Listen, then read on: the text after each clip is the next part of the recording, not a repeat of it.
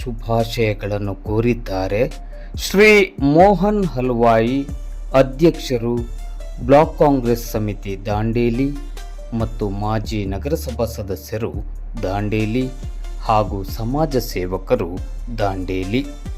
ಸ್ವಾತಂತ್ರ್ಯದ 80ನೇ ವರ್ಷವು ಕೇವಲ ಸಂಭ್ರಮಿಸುವ ಸಂದರ್ಭವಲ್ಲ, ಕಳೆದ 8 ದಶಕಗಳ ಪಯಣವನ್ನು ನೆನಪಿಸಿಕೊಳ್ಳುವ ಮತ್ತು ಮುಂದಿನ ಭಾರತದ ಗುರಿಗಳನ್ನು ರೂಪಿಸುವ ಸಂದರ್ಭವೂ ಹೌದು.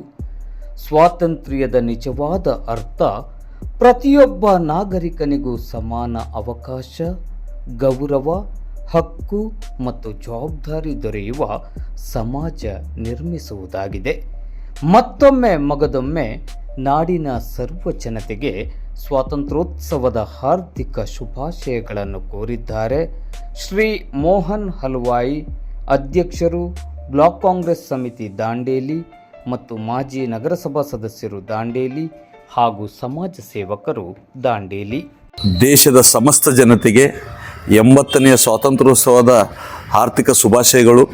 ಈ ದೇಶದ ಸ್ವತಂತ್ರ ಕೊಡಿಸುವಲ್ಲಿ ಈ ದೇಶದ ಬಹಳಷ್ಟು ಹಿರಿಯ ಮುತ್ಸದ್ದಿಗಳು, ಹಿರಿಯ ಹುತಾತ್ಮರು ದೇಶಕ್ಕೆ ಸ್ವತಂತ್ರ ಕೊಡಿಸುವಲ್ಲಿ ಏನು ಹುತಾತ್ಮರಾಗಿದ್ದಾರೆ ಅವರೆಲ್ಲರನ್ನೂ ನೆನೆಸುತ್ತಾ ಈ ನಮ್ಮ ಸಂವಿಧಾನದ ಜೊತೆಯಲ್ಲಿ ಇವತ್ತು ಭಾರತ ದೇಶ ಮುಂದೆ ನಡೀತಾ ಇದೆ.